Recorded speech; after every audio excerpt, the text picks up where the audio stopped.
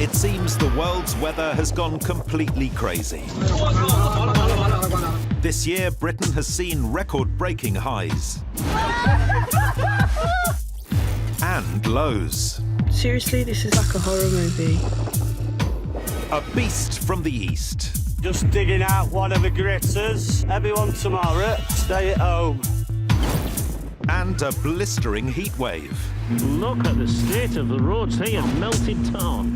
Flash floods. Whoa! And wildfires. These days, we're braced for just about anything. And much of it is being caught on camera. But are the events of this year a taste of what the future holds for Britain's weather? Tonight, massive downpours and flash floods leave a pensioner in peril. We felt trapped. There was no way for us to get out. There was water everywhere. We were like an island. A freak weather phenomenon at the height of the heat wave. Never seen anything like it. It was mesmerising to see. An absolute one-off. And the extreme weather around the world that's causing chaos and destruction. It was just a honeymoon from hell. I didn't know if we were going to get out there alive. Plus, experts reveal what's causing our weather to become more extreme. It's been a remarkable year. I think we've seen every single weather phenomenon in just the space of a matter of months. Due to the impact of climate change, the temperature will gradually be warming. The temperatures that we experienced in the summer of 2018 will be pretty much our normal temperatures. This is Weather from Hell, caught on camera.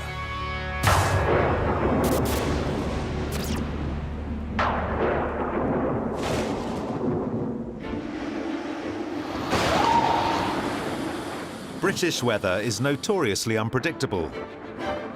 And 2018 has been an exceptional year of extremes. Now the tides come over the top of my car. As February turned to March in Britain, springtime was put on hold as we braced ourselves for a massive cold front from Eastern Europe. She can't get up. It was called the Beast from the East. It brought one of the coldest periods of weather Britain had seen in 30 years. Parts of Britain are colder than the Arctic tonight. For only the second time ever, the Met Office has issued its most serious red warning. Temperatures of -11 and 65-mile-per-hour winds caught us all by surprise.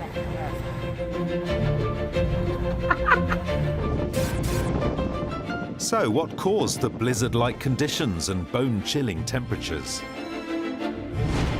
Dr. Peter Innes is a leading meteorologist who studies extreme weather events. The typical wind direction for the UK during the winter is from the west. If the wind direction turns around to the east, the air comes from Central Europe and even sometimes as far back as sort of Siberia.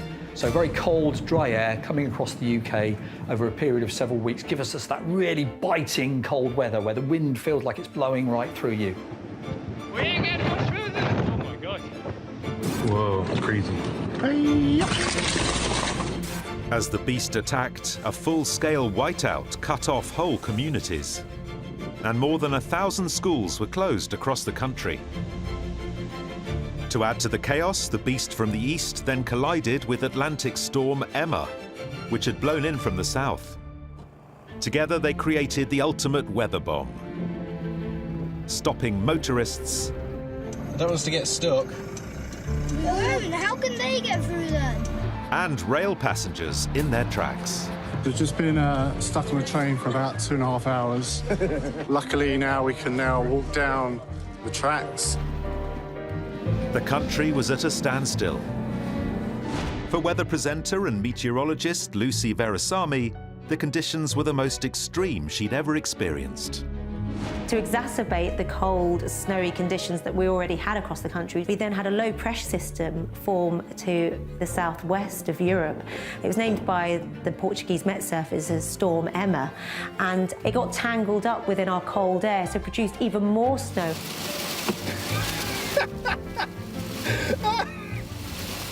The forecast charts were coming out with numbers none of us had ever seen in our lifetime. The combination of snow and strong winds led to 3-metre snowdrifts, causing mayhem on our roads. But for some, it was business as usual. Thank you, mate. Trucker Kevin Taylor was hoping to squeeze in one more shift. The day the beast from the east hit, I started my day from Swindon. Storm day. It's bitter cold out there. Oh, -6. The roads were treacherous. Where they'd managed to clear the snow had now turned into an ice rink with black ice. The windscreen wipers are frozen up, so it's not clearing the windscreen very well. Definitely coming into the blizzard condition stages. Really was terrible conditions for driving in. All the cars are driving so slow, slipping and sliding as it is. After Kevin had done his final drop at Southampton docks, the conditions worsened. As soon as I tried to leave the docks, it was absolute gridlock. Nothing's moving. This weather's supposed to be in for the night and tomorrow. So if I don't get home tonight, I'm probably not going to get home tomorrow. Warnings were being issued to stay off the roads. But it was too late for Sarah Khan, who was on her way home to Leeds when she came to a standstill. It was strange because at first there wasn't any cars going onto the M62. I should have guessed then, but I didn't. Seriously, this is like a horror movie. Cars are moving on that side, you can see. But this side, total, utter standstill. That's when I did the videos. 7 hours, 53 minutes. And look, I've gone grey, seriously. In Hampshire, it was still gridlock for Kevin. It is 10 o'clock now. Got about half a mile in 6 hours.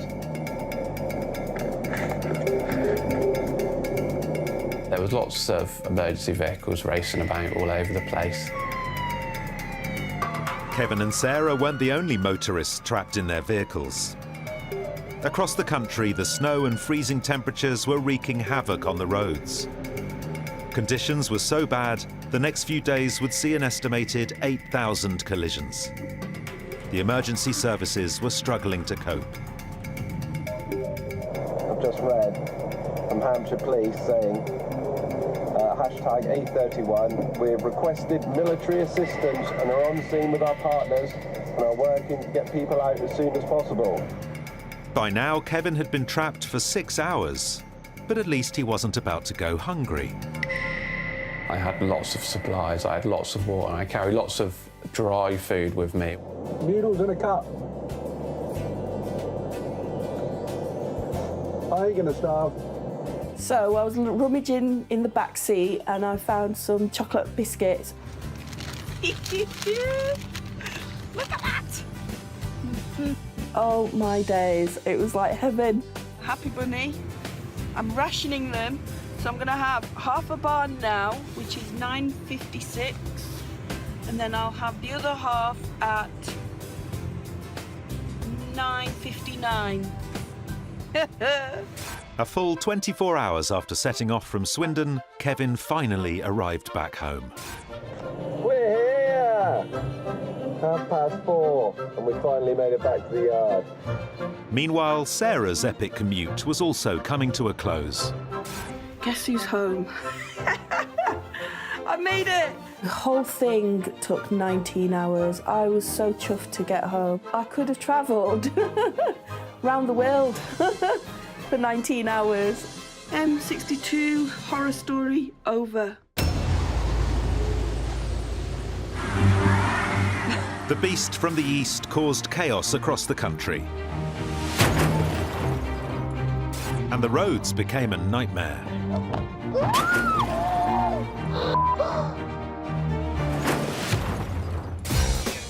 Many found their own way to beat the beast.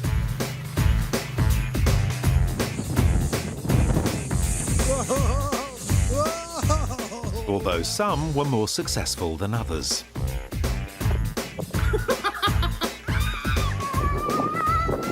And as the white stuff kept on coming, the deep freeze wasn't all bad.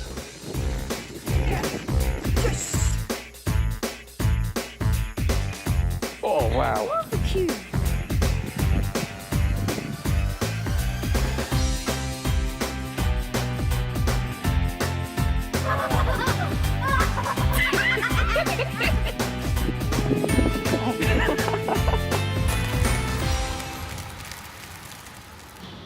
Brits love to moan about the weather.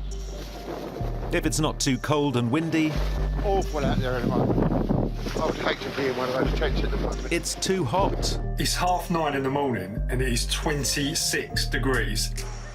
And this year has been one of the hottest since 1976, when temperatures peaked at 35 degrees, and it seemed like the whole country took to the beaches. In 2018, just 3 months after our coldest spring in a generation, Britain was hit by another record-breaking hot spell. Today looks set to be the hottest day of the year so far. Mercury rises, the streets are a haze, and parks are becoming carpeted with bodies. And the heat health watch has now been issued for parts of the country. Our longest heat wave in more than 40 years led to some unexpected sights. Look at the state of the roads here. This is actually wet tar, melted tar. What was unique about this year, this summer, was the intensity and the longevity of the hot, sunny conditions we had throughout the summer. And it started off really early in the year. Due to the impact of climate change, the temperature will gradually be warming. The temperatures that we experienced in the summer of 2018 will be pretty much our normal temperatures. Our incredible heat wave wasn't all fun and games. At its height, the extreme heat also sparked wildfires across the country. You see the flames going through the smoke there? You can by the side screens there. It's going to be our field that goes next. Oh, bloody hell. In total, they burnt through 13,000 hectares of land, more than 4 times the yearly average of the past decade. The hot, sunny weather basically dries out the vegetation, turns it into a tinderbox, and any flame or spark can then create terrible conditions. The thing about wildfires is, as well, they generate their own wind. It's really hard to predict where they're going to go. It just makes them even more dangerous. And England's largest wildfire in living memory happened on Saddleworth Moor near Manchester. James Crowther and his family have owned a sheep farm on the moors since the 1950s. Sunday evening, I had a phone call, said there was a fire on the moor. It was massive, you'd never seen anything like it. It just grew out of control, like it was just drought conditions up there, everything set on fire. James and his friends attempted to tackle the blaze themselves. We were fighting it on the front. It was red hot, blistering heat, blowing in your face, like acidic burn in your chest. But the fire spread too quickly, and they had to immediately retreat. We knew the fire was getting out of control and there was nothing we could do. Further down the valley, near the towns, the blaze was having an equally damaging effect.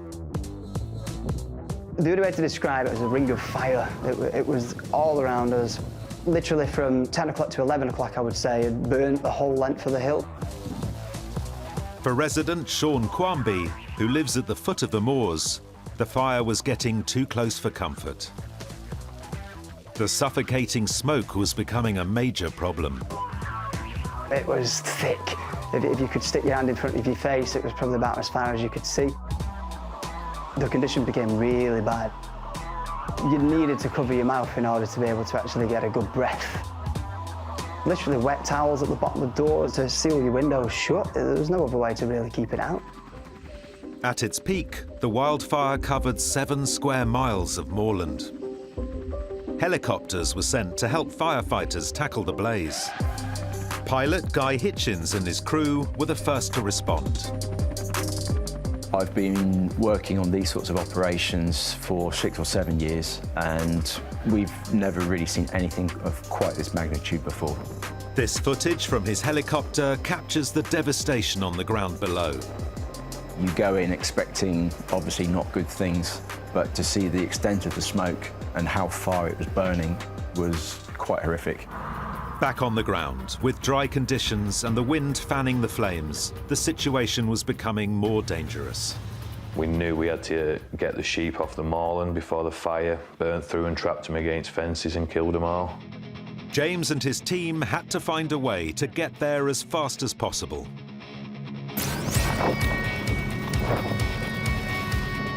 Going out on the quads was scary, really. We were trying to find the sheep in thick fog, smoke conditions.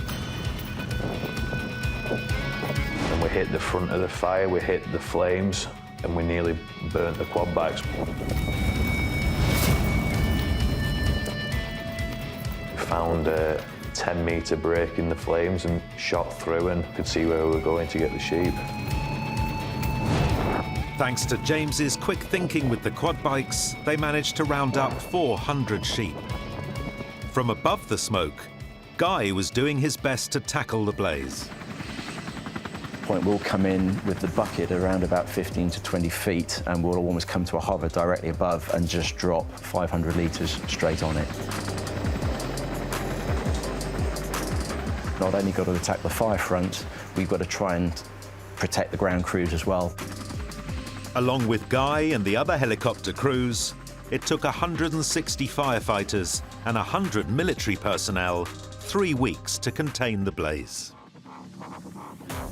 Often wildfires are put out naturally by a weather system coming through and dumping a load of rain on the fire. That didn't happen this year. The fire was able to get a really good hold, and in some cases the fire was even able to propagate through the ground by burning peat, and so would pop up somewhere where you perhaps weren't expecting it to, simply because it burnt its way through the soil. So that in turn made it very difficult to contain. Coming up, flood warning. The pensioner plucked from her home when the waters began to rise. We felt trapped. There was no way for us to get out. There was water everywhere. We were like an island. See that beat that says? And how a great British downpour turned a pub into an inner-city swimming pool. At that point, we were thinking, how much higher can we climb? We're already on the tables, and there's not much further we can go.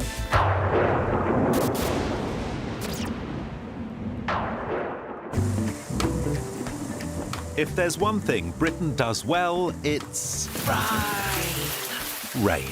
Cheers. On average, we get more than 130 days of rain a year. There's no getting away from it. But with rain comes flooding. And Cornwall gets more than its fair share. I don't know whether the car's going to be moving anywhere. I don't think he's going anywhere either. The Cornish coast is quite prone to flash flooding events because the series of quite steep-sided valleys, all that rain is then on the ground and trying to get out of the valley and therefore flooding the village. At the height of summer, retired postmistress Penny Hamill and her husband were at home in this picturesque Cornish village when the weather suddenly turned. I've lived in Coverack for over 50 years and I've never seen anything like that, not such heavy rain for so prolonged.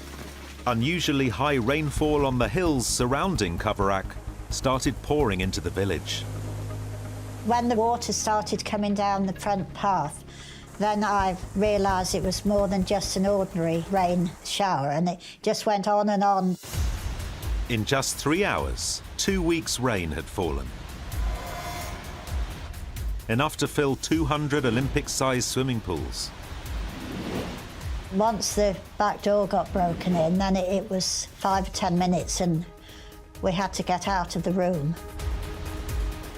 It was just like the Titanic sinking. And we both nearly went into tears and it was so dreadful. We went upstairs and we never came down again. Their house was now under 6 feet of floodwater. Having escaped to the top floor, Penny and her husband could only watch as the water levels rose. We felt trapped upstairs because there was no way for us to get out. We looked out the skylight and there was water everywhere. We were like an island. With no other way to reach the couple, a Coast Guard helicopter was deployed to rescue them. When the Coast Guard came, we were so relieved. We could hear it and we could see through the skylight it coming. They're trying to get in, but of course we couldn't get the window open. So in the end they came round the front and we could hear them move around the front, and then one man came down and I went first. They were finally winched to safety. Daredevil Penny taking it all in her stride. I wasn't too worried about dangling in the air, so I've done a zip wire for charity, so I wasn't worried about that part. And they dumped me unceremoniously on my bottom in the field. We were just glad to be out. It was only when the water receded that the full extent of the damage was revealed. My husband Chris and I came back on the following day and everywhere was just a complete mess. It was very hard losing all our sentimental things, and everything was just had to be thrown out, and it was very, very sad. The flash flood in Catastrophic took less than an hour to engulf the village. So it's no surprise that a rain shower is now enough to make Penny nervous. When it rains heavily, once or twice I've worried about it, but hopefully we'll never get it like that, not here. I don't think lightning will strike twice in the same place. The events seen in Catastrophic are not an isolated experience. Severe flooding is becoming more common across Britain due to global warming and rising temperatures. With a warming atmosphere, a warmer atmosphere can hold more water. So we're going to get more water, we're going to get heavier rain over the coming year. So more flooding is likely. And in our towns and cities, urban flooding is now more likely than ever before, bringing with it unexpected dangers. Whoa! Holy! But even as the water levels rise, we still find ways to keep our spirits up. Go on, get him in, boys, get him in! Yes, Edward! Like these guys, Loxley McPherson was also enjoying a pint when a downpour struck in Nottingham. I'd met my friends after they finished work. Oh no, is that me? The weather forecast for that day did suggest that there was going to be rain. Wow. But definitely didn't suggest it was going to be a sudden downpour. Oh, look at that guy on his bike! It got heavier and heavier, and the water started rising outside. Yes! 13, I think that's it. And soon it wasn't just the beer that was flowing. Okay, the water's coming in. It's coming in? Oh no. When we first saw the water coming in through the doors, at first I was thinking to myself, how serious is this going to be? But then we were thinking, this is Nottingham, it can't get that bad, surely. We are trapped in the pub. While water was sloshing round the pub, the customers still had the chance to get sloshed. Staff were actually still behind the bar, and some people were still ordering drinks. Oh my god! This is serious. Me and my friends were at the same time trying to decide, shall we go out now in the rain while it's at this level, or should we wait until we have to swim out? Look at this! No one was prepared to give up their pint, and I wasn't prepared to give up my pint either. We just continued to have a drink. We started thinking about standing on tables, because look how high this is out there. At that point, we were thinking, how much higher can we climb? We're already on the tables, and there's not much further we can go. Look at the water. Look outside. My friend, who I was meeting, she'd parked her car in the pub car park. Oh no. By now, the water was so high, the power of this flash flood was clear for all to see. And it was one of the cars that was floating by, so that was very unlucky for her. Oh, the white car is my friend's car. I can see it, that one in the middle, right there. Just 2 feet of flowing water has enough force to carry away a car. There was nothing that she could do. It definitely wasn't going to start, and she wouldn't be able to drive a floating car. That's more like a boat. But some people were in no hurry to go anywhere. A guy sleeping on top of his car. Not sure what was going on with the guy who was laying flat on his back. I guess he was sort of in the moment, just doing the only thing he could do, really. With a break in the rain, it was time to make a dash for it. Oh, this is horrible. Who would have thought asking people to meet up with me tonight would turn into being washed out? As intense downpours become more frequent, around 5 million properties in Britain are at risk of flooding. The flash flood in Nottingham was a classic example of urban flash flooding, really. Very heavy rain over a very short period, over quite a limited area, and a lot of an urban area will be covered with tarmac, concrete, buildings. All that rain is running off the buildings onto the roads. There's nowhere for the water to go. With flash floods, you're getting a lot of rain falling in a short space of time over a relatively small area. That whooshes down and water follows the path of least resistance, so it often will then all funnel down a road, filing into buildings, and it all happens so quickly. Coming up, with Britain braced for more extreme conditions, 2 honeymooners get a taste of the world's wild weather. The scene was like a war zone. It just looked like we'd been bombed. It was horrendous. No, there it goes straight across there, look at it. Wow. And experts reveal the incredible weather event that's surprisingly common in Britain.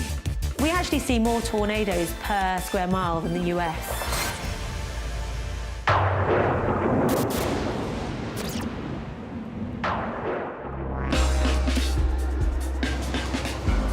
The past year has seen Britain battered by some of the most extreme weather of modern times. But is this just the beginning? In the future, will we get more wild weather of the kind usually found in other parts of the world? 2018 has brought everything. From torrential flooding in Greece, to powerful storms in China, and record temperatures in California, leading to the worst wildfires in their history. Whether at home or abroad, we're at the mercy of the elements.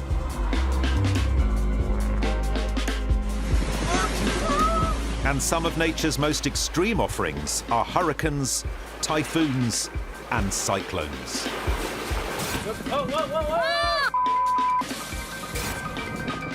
This year has shaped up to be one of the most devastating on record. From the fury of Hurricane Florence in the US, to deadly force in the Far East. But every year, the hurricane season means people have to be prepared for the worst. Sam and Tony Baines were just 4 days into their honeymoon in Cuba. When they got wind, they were about to be joined by an unwelcome visitor. Pillar Beach, paradise. As you can see, beautiful. We'd saved up all year to have this lovely holiday. It was glorious. It was really scenic. It was beautiful, right on the beach. Meanwhile, vet Adam Birch was 900 miles away on the British Virgin Islands in the Caribbean. When I arrived in the middle of August, it was absolutely a paradise, beautiful. The wildlife there's fantastic. It's a bit of a haven for some very rare and exotic forms of wildlife. But the idyllic island experience was about to change. A Category 5 hurricane, the highest possible level, was heading their way. At its peak, Hurricane Irma was over 400 miles across. Seen from space, it looked absolutely terrifying. I remember a siren going off and then everybody running out the pool and everyone sort of like gathering, running towards the rooms. And then that's when we were told we'd been evacuated within the next hour. Sam and Tony were moved to another hotel, supposedly out of the line of fire. And we were told we had to go back to our rooms, and then we were told we had to set up in the bathroom, make a bed in the bath, put your mattresses against the windows, and shut your curtains basically and just wait for it to pass.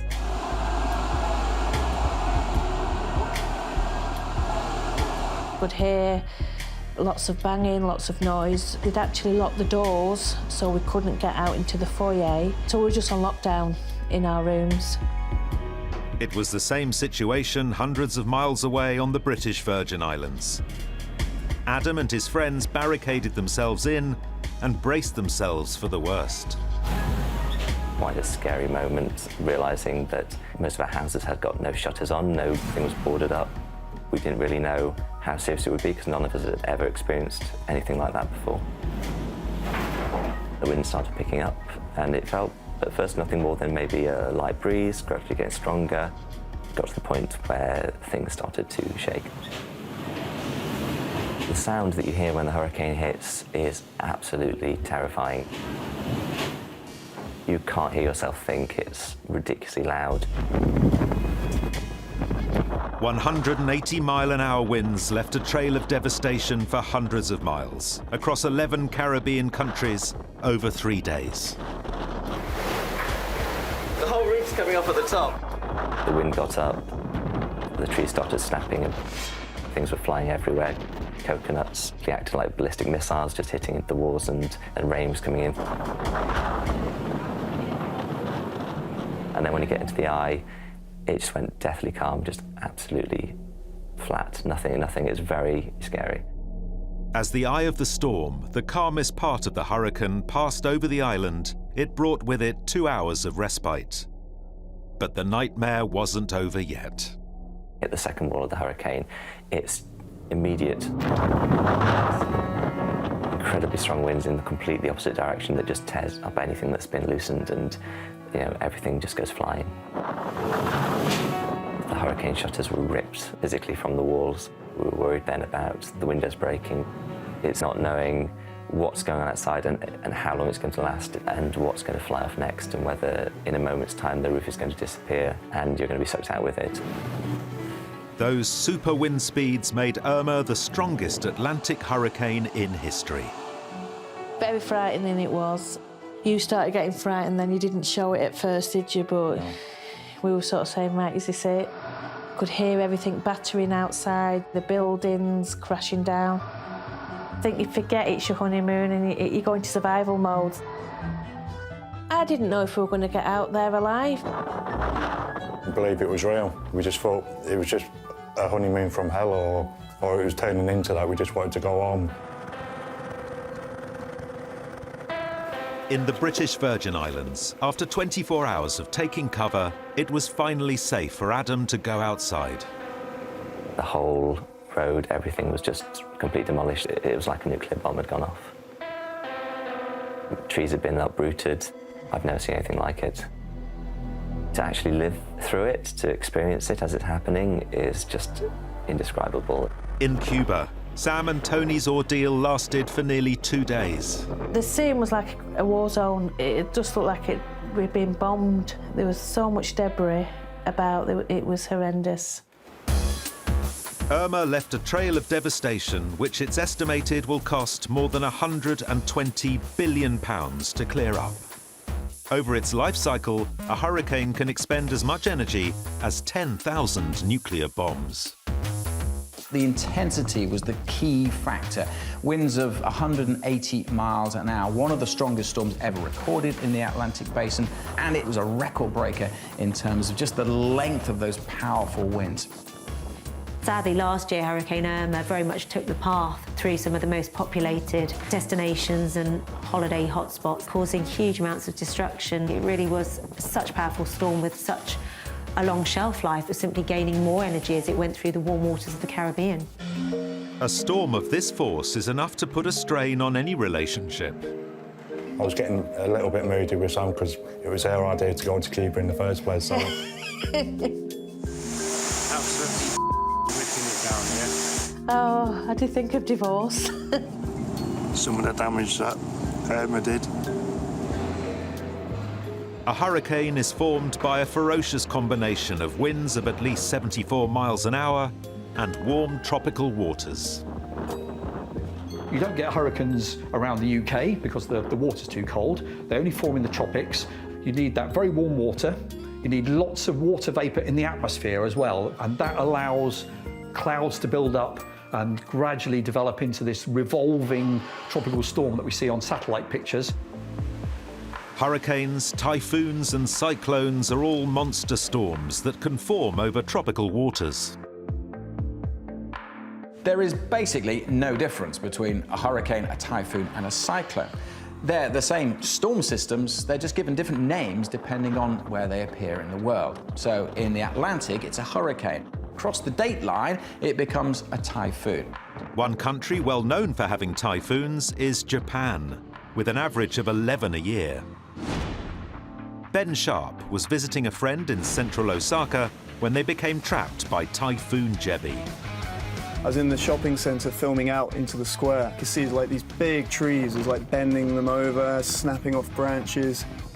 This old man tries to walk out of the shopping centre and he's kind of fighting the wind. As soon as he gets to the opening of the shopping centre, the wind just takes him and he blows him straight back in.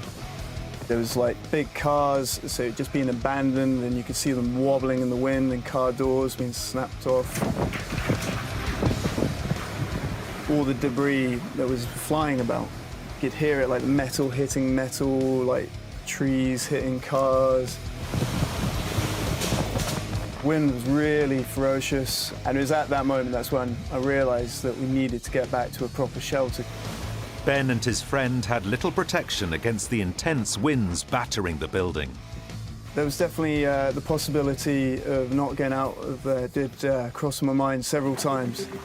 Everything was just flying about, the sharp bits of metal, bits of wood, and literally if that hit either of us in the face or the head, that could have been game over. So yeah, there was a few times where I wasn't sure how it was going to end, really.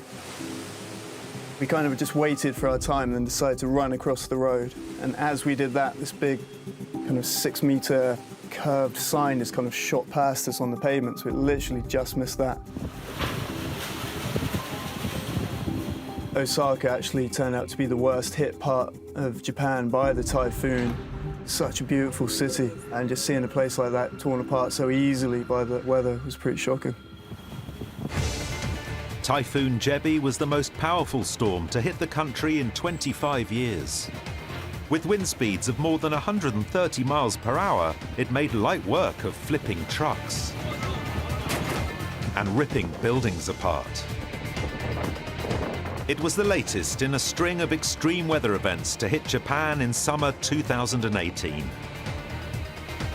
In Japan, in July, we had record-breaking temperatures here, over 40 degrees. The warmer seas then around Japan have helped to create more storms, more powerful typhoons this year. But as the seas heat up around Britain, could we be in for similar freak weather events? While giant storms like hurricanes are extremely rare on these shores, astonishingly, the UK is hit by up to 30 tornadoes a year. Now, there it goes straight across there, look at it. Wow. Go on, Matt. We actually see more tornadoes per square mile than the US. It's just that often they don't fall in densely populated areas, or they can happen off our coast. You know, being a small island, we've got a lot of coastline. Most of the tornadoes we see are associated with large thunderstorm systems, and those thunderstorms produce columns of rotating air underneath, which when they touch down cause real devastation, but over very limited areas.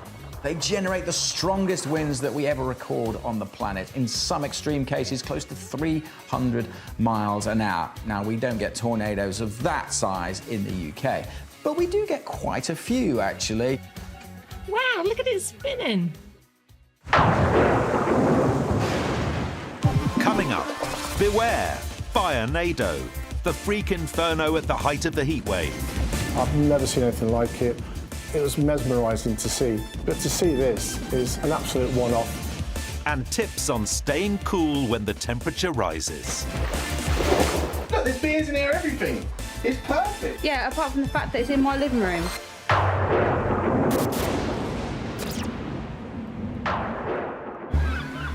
Here in Britain, it appears our weather is getting wilder and more unpredictable. We're also getting the strange. Wow. The striking. And the bizarre. These apocalyptic red skies were caused by Saharan dust, blown across the country by ex-hurricane Ophelia. I don't know if you can see that or not, but the sky is literally red, which is quite weird. And the past year has also given us some other rare weather phenomena. During the heat wave, one in particular was more unusual than most, as firefighter Simon Wardle discovered as he responded to a fire at a plastics factory. The fire was really intense. The radiated heat was immense. But what started as an ordinary fire soon turned into a freak weather event. It started to build up force, and it started to swirl. And it was difficult to know what it was at that stage. Nobody on the ground had experienced or seen that before.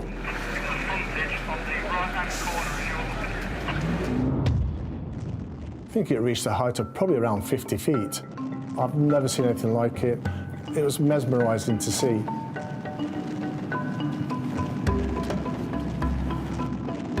Luckily for the crews, the fiery twister was contained to the area with molten plastics. So there was nothing to do but to let it run its course. A few minutes later, there formed what appeared to be an actual tornado, where there was no fire. It was just a swirling of dust or ash, and that was really intense. It wasn't until I got back home and realised that it is actually a firenado, and extremely rare in this country. These firenados can reach temperatures up to 2,000 degrees in Fahrenheit. I'm really pleased that we was able to be there that day and capture that video. To see this is an absolute one-off. These impressive towers of fire are a very rare sight for Britain, but not too dissimilar to another wind phenomenon. First and foremost, firenado, it's a bit of a misname for it, really. It should be called a fire whirl. It's very different, but very similar to a tornado. Tornadoes go from the cloud down to the ground, and when tornadoes hit the ground, the winds splay out. But with a firenado, you've basically got a rising column of air. So the air is going from the ground up. It's spiraling around, and within that, you can often get flames trapped, and that is a firenado. With all the freakish hot weather this year, as thermometers hit a scorching 35 degrees, our record-breaking temperatures led to summer madness. Ready! With more than 50 days of non-stop sun, we tried our best to keep cool.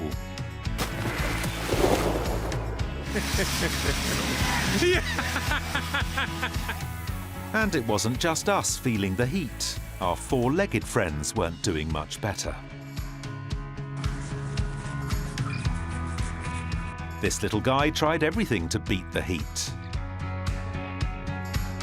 before finally giving up. As the nation simmered and the temperatures showed no signs of easing up, Ruben Fiander came up with a curious way of keeping cool. He just conveniently forgot to let his girlfriend Rebecca in on his plans. When I first came home and walked in the front door, all of my living room furniture was all out in the hallway. Gerbils are in there, and all the books and whatever else. Even the fireplace was all in the hallway, and I was like, why is all this out here? What are you doing? Look at this. Hey, babe. What are you doing? The weather on the day that I decided to get the pool up was really hot. You know, it was justified why the pool was up. Why is there a pool in my living room? So I thought, right, that's it, I'm going to get the pool. He shoots. He's gone! I'm going to watch the next England game in the World Cup in my living room. Look, there's beers in here, everything. It's perfect. Yeah, apart from the fact that it's in my living room. Even the dog's like, what the f*** doing? I thought, if this pops, I'm in so much trouble, like so much trouble. Yeah, well, I was going to put the pool outside. What sort of normal person would put a pool outside, Ruben James? But I couldn't play FIFA outside. Take the TV outside! He used to eat breakfast in it, lunch, dinner. Every time he was here, he was in the pool. I just had crumpets one morning in there. And toast. Yeah, I had some toast as well. Yeah, and I'm pretty sure there was cereal in the bottom of there as well. Listen, the pool, the dirt, the toys, you have all got to go now. Fine, I'll get rid of the pool. So I'm going to be brutally honest here. I had no idea how I was going to take the water out. I knew it from the look on your face when I asked you anyway. I'm going to siphon it. Oh, we'll think about it when it comes to it. Shut up, is it actually working?